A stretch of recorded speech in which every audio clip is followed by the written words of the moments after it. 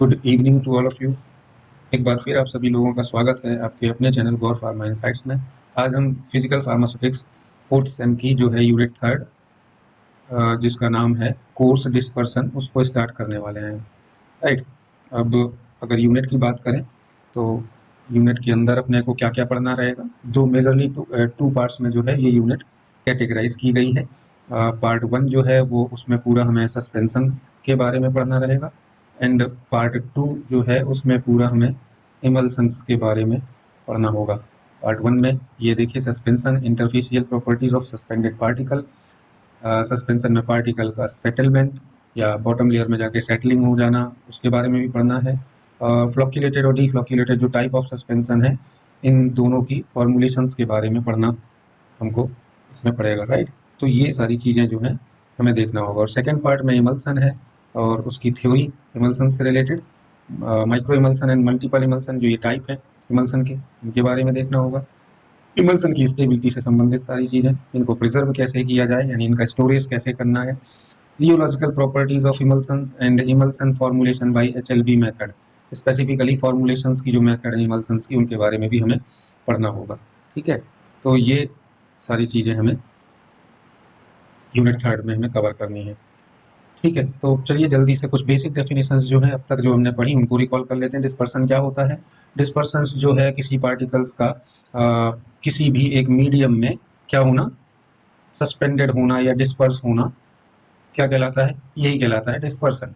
Basic सी definition है। Right. अब तक हमने कोलाइडल डिस्पर्सन और रियोलॉजी यूनिट सेकेंड और फर्स्ट में ओवरऑल में पार्टिकल्स के बारे में पढ़ा। अब डिस्पर्सन मीडियम क्या होता है? एक ये इसमें जो लिक्विड फेज होगी, राइट, जो भी इसका मीडियम होगा जिसमें ये पार्टिकल्स, जो सॉलिड पार्टिकल्स जो हैं, जो सस्पेंडेड रहेंगे या डिस्पर्स रहेंगे, तो ओवरऑल ये एक डिस्पर्सन सिस्टम बनाते हैं मिलके। अब इसमें एक डिस्पर्स्ड फेज होती है और दूसरा डिस्पर्सन मीडियम होता है। राइट। तो ये दोनों चीजें मिलके आपस में बनाती हैं क्या? एक पूरा का पूरा डिस्पर्सन सिस्टम बनाती हैं। ठीक है।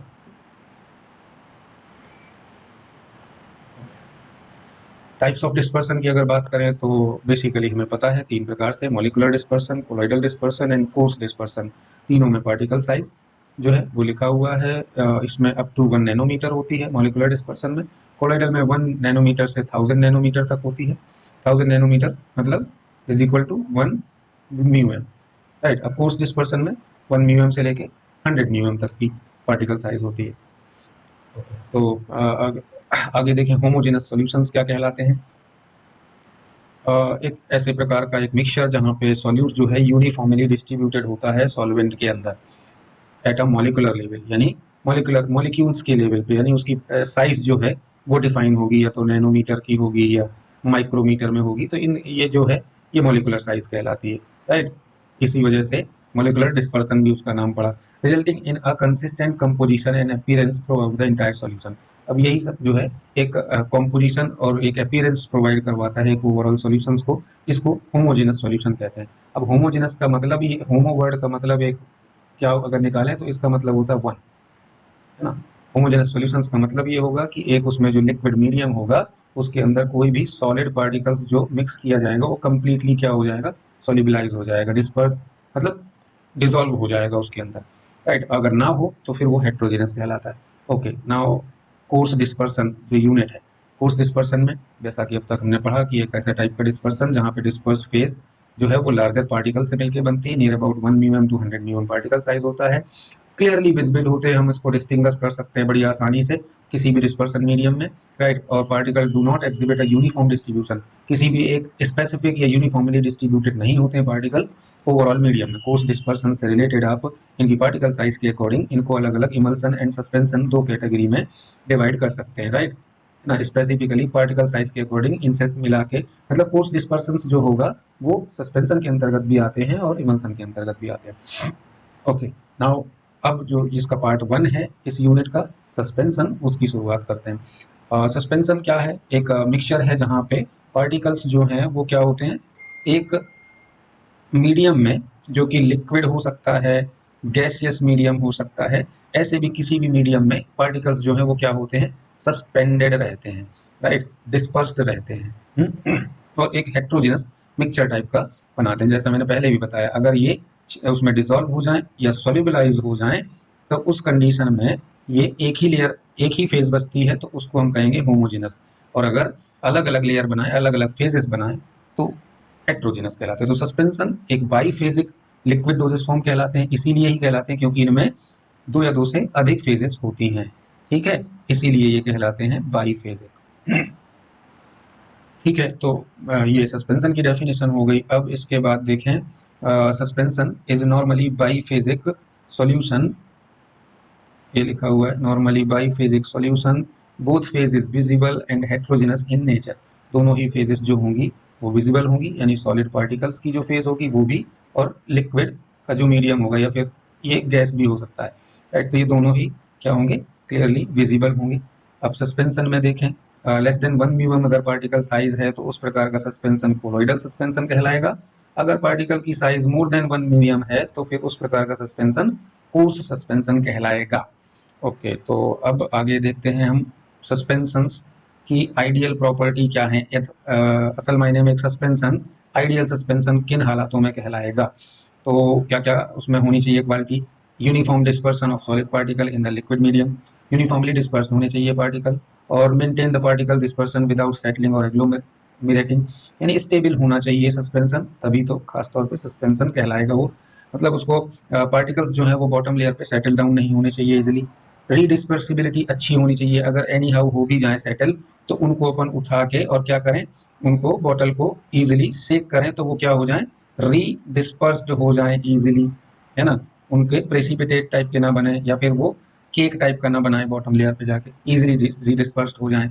Controlled particle size for optimal absorption and effectiveness, particle size उसकी कंट्रोल्ड मैनर में होनी चाहिए ताकि उसका एब्जॉर्प्शन जो है वो इजिली हो, जब भी हम उसको कंज्यूम करें सस्पेंशन को तो रेडली एब्जॉर्ब हो जाए।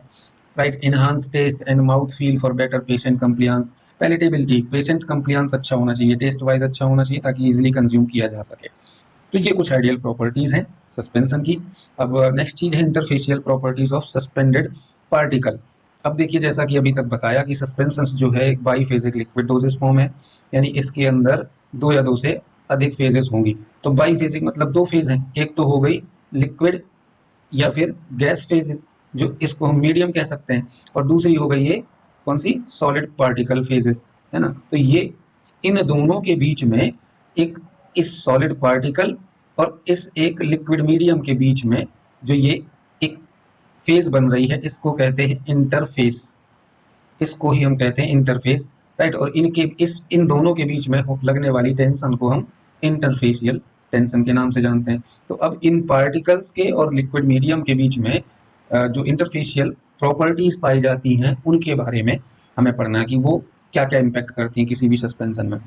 पहली है सरफेस फ्री एनर्जी, राइट। दो सरफेस बन रही हैं, एक सॉलिड पार्टिकल्स की, एक लिक्विड मीडियम की। इन दोनों के बीच में एक प्रकार का जो एनर्जी पाई जाती है उसको हम इंटरफेशियल टेंशन या सरफेस फ्री एनर्जी के नाम से बुला रहे हैं यहाँ पे। अब यहाँ इनका कहना है कि सरफेस फ्री एनर्जी जितनी ज़्यादा होगी सस्पेंशन की स्टेबिलिटी उतनी ही कम हो जाती। अब ये कैसे, राइट। अब ये है, देखिए आप सभी लोगों को पता है कि पार्टिकल साइज, यदि किसी भी चीज़ का पार्टिकल साइज अपन घटा दें, कम कर दें, अभी ये मान लीजिए कोई भी एक सॉलिड ऑब्जेक्ट है, अभी उसका शेप यानी उसका सरफेस एरिया जो है कितना है, राइट। अब ये पार्टिकल साइज हो गई।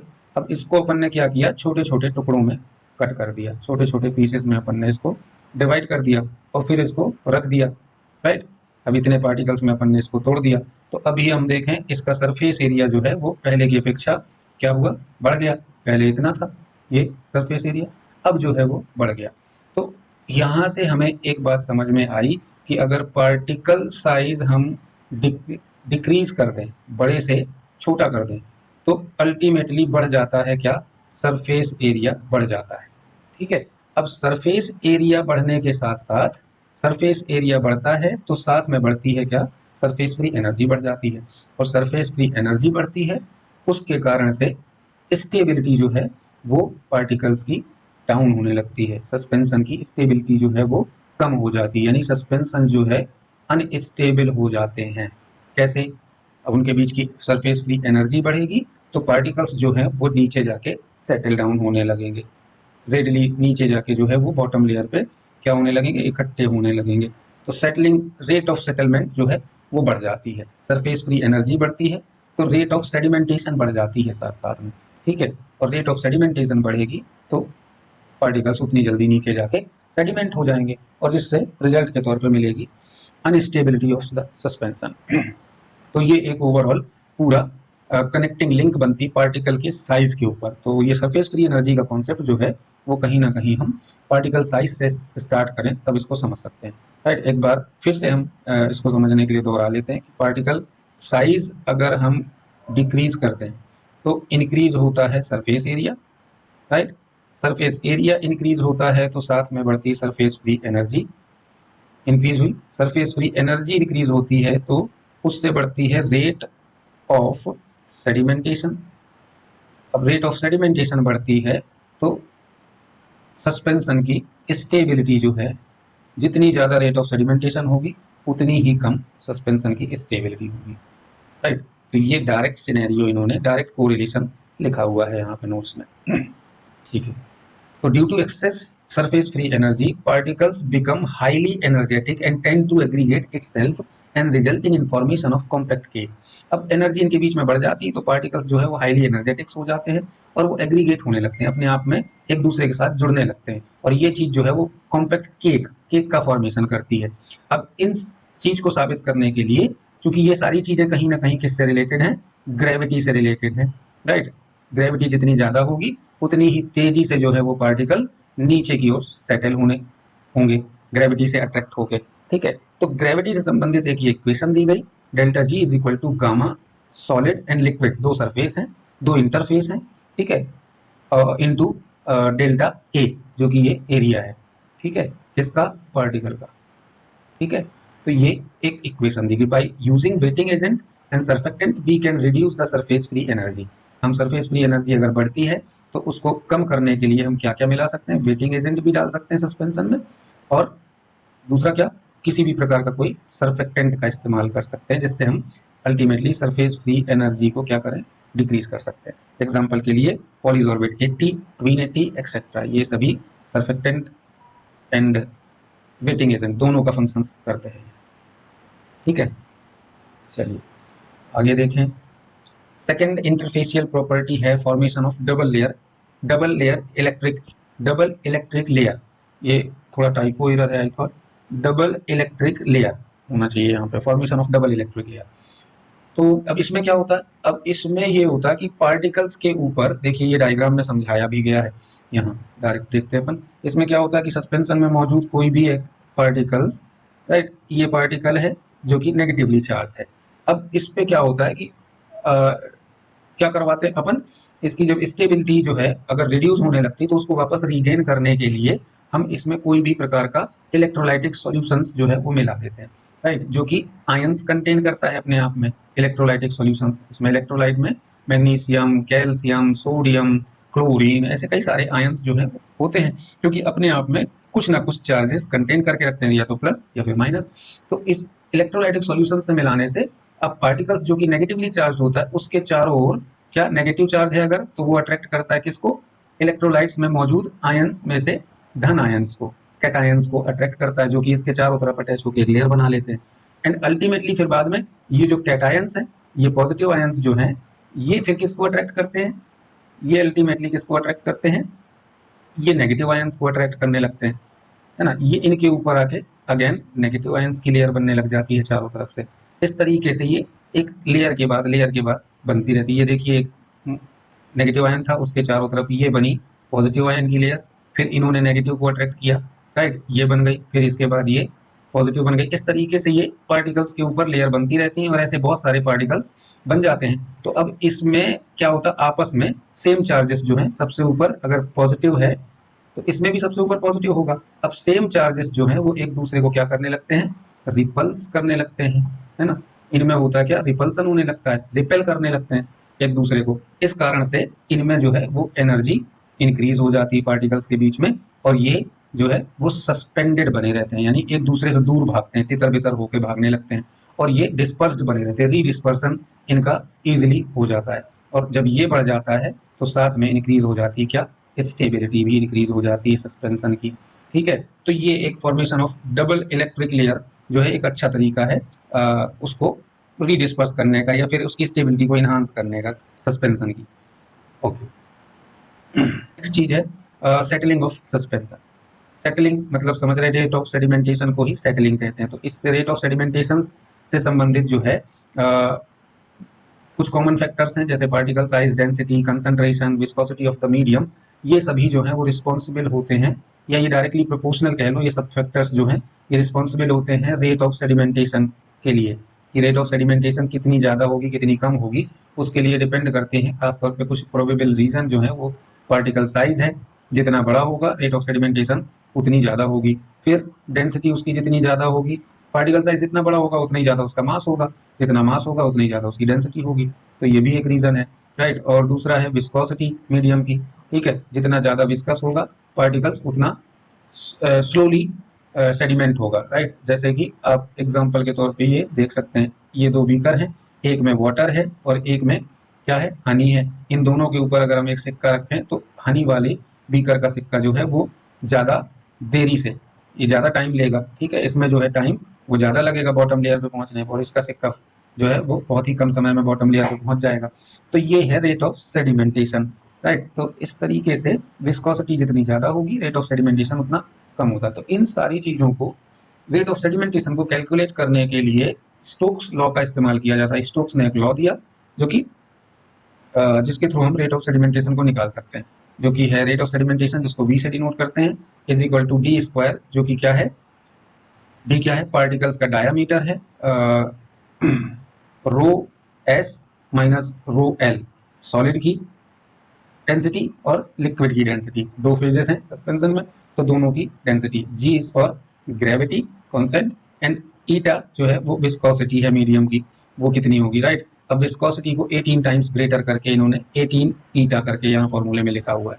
ठीक है, जितनी ज़्यादा, चूंकि पहले ही बताया कॉन्सेप्ट क्या कहता है, विस्कोसिटी जितनी ज़्यादा लोगे आप रेट ऑफ सेडिमेंटेशन उतनी ही कम होगी। और हमारा मोटिव भी यही है कि रेट ऑफ सेडिमेंटेशन कम होनी चाहिए ताकि सेटलिंग जो है वो ना के बराबर हो। सस्पेंशन में अगर सेटलिंग ज़्यादा हुई, रेट ऑफ सेडिमेंटेशन ज़्यादा हुई, तो वो हमेशा बॉटम लेयर पे ही जाके पार्टिकल्स जो है वो इकट्ठे होकर जमा होकर रहेंगे, राइट। और ये रीडिस्पर्स नहीं हो पाएंगे इजिली।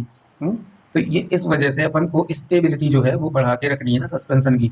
इस वजह से अपन विस्कोसिटी जो है, कभी भी सस्पेंशन बनाए तो विस्कस मटेरियल या विस्कस जो है लिक्विड मीडियम का इस्तेमाल करते हैं। इस वजह से ये विस्कोसिटी को इनहांस करके यहाँ पे लिया इन्होंने। अब इंपॉर्टेंट कुछ एक बात लिखी हुई है, to make suspension stable several approaches can be employed, these include adding stabilising agent, stability को इन्हांस करते हैं ऐसे एजेंट मिलाते हैं, such as surfactant, polymer, pH को एडजस्ट कर दें, या ionic strength of the medium, medium में आयंस को बढ़ा दें। आयनिक स्ट्रेंथ मतलब आयंस को बढ़ा दें, उससे क्या होगा, डबल लेयर का फॉर्मेशन हो जाएगा, जो भी पहले पढ़ा, फॉर्मेशन ऑफ डबल लेयर होगा, और उससे क्या होगा, स्टेबिलिटी बढ़ रही थी ना, अभी अपन ने पढ़ा है पीछे, राइट, स्टेबिलिटी बढ़ेगी। तो ये, तो ऐसे कुछ पार्टिकल साइज को कंट्रोल कर दें, यानी मिनिमम पार्टिकल साइज रखें, जिसके कारण से उसका सरफेस एरिया बढ़ेगा, सरफेस एरिया बढ़ेगी तो क्या होगा, सरफेस फ्री एनर्जी बढ़ेगी, सरफेस फ्री एनर्जी बढ़ेगी तो साथ में क्या होगा, रेट ऑफ सेडिमेंटेशन बढ़ेगी, रेट ऑफ सेडिमेंटेशन होगा तो सस्पेंशन की स्टेबिलिटी जो है उतनी कम होती जाएगी जितना ज़्यादा रेट ऑफ सेडिमेंटेशन होगा। ओके, तो employing electrostatic stabilizing through the charge manipulations, utilizing physical methods like sonication, ये लेबोरेटरी स्केल पे होमोजेनाइजेशन, इनके थ्रू भी अपन उनको रीडिस्पर्स कर सकते हैं पार्टिकल को। ठीक है, उनको डिस्पर्स कंडीशन में ला सकते हैं। तो ये कुछ मेथड्स हैं, कुछ इंपॉर्टेंट पॉइंट्स हैं जिसके थ्रू सस्पेंशन की स्टेबिलिटी को वापस से रीगेन किया जा सकता है। तो अब है आगे टाइप्स ऑफ सस्पेंशन एंड उनकी फॉर्मुलेशंस। हम सभी जानते हैं दो प्रकार के होते हैं, फ्लॉक्यूलेटेड, डिफ्लॉक्यूलेटेड। फ्लॉक्यूलेटेड जो है वो मच स्टेबल होते हैं, right, as compared to the deflocculated. इसकी अपेक्षा फ्लॉक्यूलेटेड सस्पेंशन जो है स्टेबल ज़्यादा होते हैं। फ्लॉक्यूलेटेड में क्या होते हैं, पार्टिकल्स आपस में मिलकर फ्लॉक्यूल्स टाइप के बना लेते हैं। ठीक है, फ्लॉक्यूल्स बना लेते हैं जो कि क्या होते हैं, स्टेबिलिटी को इन्हांस करते हैं। और डिफ्लॉक्यूलेटेड में पार्टिकल्स जो है वो सस्पेंडेड रहते हैं, अलग अलग रहते हैं, इस वजह से इनकी रेट ऑफ सेडिमेंटेशन जो है वो ज़्यादा तेजी से होती है और ये बॉटम लेयर पे जाके जल्दी इकट्ठे होने लगते हैं। इस वजह से इनकी स्टेबिलिटी जो है वो फ्लॉक्यूलेटेड की अपेक्षा जो है वो कम होती है। जितने अलग अलग रहेंगे, फ्रीली एक दूसरे से अलग अलग घूमते हैं, उतनी जल्दी ये नीचे भी बॉटम लेयर पे जाके जमा होने लगते हैं। और यहाँ फ्लॉक्यूल्स रहते हैं जो कि एक दूसरे को रिपेल करते रहते हैं, हम पीछे पढ़ चुके हैं। पार्टिकल्स जो है आपस में एग्रीगेट हो जाते हैं और इनके आसपास चार्जेस की लेयर बन जाती है, आयंस की लेयर बन जाती है, जो कि एक दूसरे को क्या करते रहते हैं, रिपेल करते रहते हैं। इस कारण से ये हाईली स्टेबल होते हैं। ओके, तो ये दोनों सस्पेंशन के टाइप हो गए, फ्लॉक्यूलेटेड एंड डीफ्लॉक्यूलेटेड। अब इनको बनाने के तरीके क्या हैं? अब इनको अपन 3 मेथड्स के थ्रू बना सकते हैं। एक है वेटिंग एजेंट, दूसरा है कंट्रोल्ड फ्लॉक्यूलेशन, तीसरा है स्ट्रक्चरल व्हीकल। अब वेटिंग एजेंट में देखें, आप सस्पेंशन बनाए वेटिंग एजेंट के तौर पे, बहुत इजी, पहले हम पढ़ ही चुके हैं इसके बारे में। वेटिंग एजेंट मिला दें तो पॉलीसॉर्बेट 80 था, ट्वीन 80 था, ये दोनों एग्जांपल बताए। अब इनका काम क्या था? ये अल्टीमेटली स्टेबिलिटी को इनहांस कर रहे थे। तो आप इनके थ्रू बना सकते हैं वेटिंग एजेंट मेथड में। है कुछ नहीं, सस्पेंशन की मेथड फॉलो करें, ट्राइचुरेशन वगैरह कर लें आराम से करके, और जब उसका वॉल्यूम मेकअप करें तब साथ में मिला दें क्या? पॉलीसॉर्बेट 80 या ट्वीन 80 यानी वेटिंग एजेंट को मिला दें, जो कि अल्टीमेटली उनमें पार्टिकल्स में क्या कर देते हैं? चार्ज, उनकी इंटरफेसियल टेंशन को, सरफेस फ्री एनर्जी को क्या है? रिड्यूस कर देते हैं। ये जाके हमने पीछे पढ़ा कि इनको मिला दें तो surface free energy can be reduced by waiting agent. अब जब ये कम होगी तो उनकी रेट ऑफ सेडिमेंटेशन भी क्या हो जाएगी? कम हो जाएगी, राइट? ये भी डिक्रीज हो जाएगी, और जब ये डिक्रीज होगी तो स्टेबिलिटी इंक्रीज हो जाएगी, राइट? तो इस तरीके से अपन वेटिंग एजेंट के थ्रू बना सकते हैं सस्पेंशन। कंट्रोल्ड फ्लक्चुएशंस में हमें सिमिलरली वही चीज पढ़नी है कि अपन क्या करें, उनमें इलेक्ट्रोलाइटिक सॉल्यूशंस मिला दें, जिससे आयनिक चार्जेस जो है वो पार्टिकल्स के चारों तरफ आके इकट्ठे हो जाएंगे, ठीक है, और लेयर बना लेंगे पार्टिकल्स के चारों तरफ, और ये जो है वो बिहेव करने लगेंगे कुछ कुछ फ्लक्यूल्स जैसे। ये जो लेयर होगी पार्टिकल्स की लेयर आसपास इकट्ठा हो जाती है, ये फ्लॉक्यूल्स के जैसे बिहेव करने लगते हो। ऐसे कई सारे पार्टिकल्स जो है बन जाते हैं, है ना, उस सस्पेंशन में मौजूद, और ये एक दूसरे को क्या करने लगते हैं? ये एक दूसरे को प्रतिकर्षित करने लगते हैं, रिपेल करने लगते हैं, एक दूसरे से दूर भागने लगते हैं ये, ठीक है, जिसके कारण से ये रीडिस्पर्स कंडीशन में रहते हैं, और वो रीडिस्पर्स कंडीशन जो है वो सस्पेंशन की स्टेबिलिटी को इनहांस करती है। एंड लास्ट है बाई स्ट्रक्चरल व्हीकल मेथड। इसमें क्या होगा? In the preparation of suspension by a structural vehicle method, a structured vehicle or thickening agent is used. The vehicle is added to the suspension, imparting viscosity and providing a matrix for the particle to disperse. This method ensure uniform suspension and prevent particle settling of aggregation. इसमें क्या करना है? आपको कुछ ना कुछ ऐसे vehicles का इस्तेमाल करना है जो कि उस सिस्टम की क्या बढ़ा दे?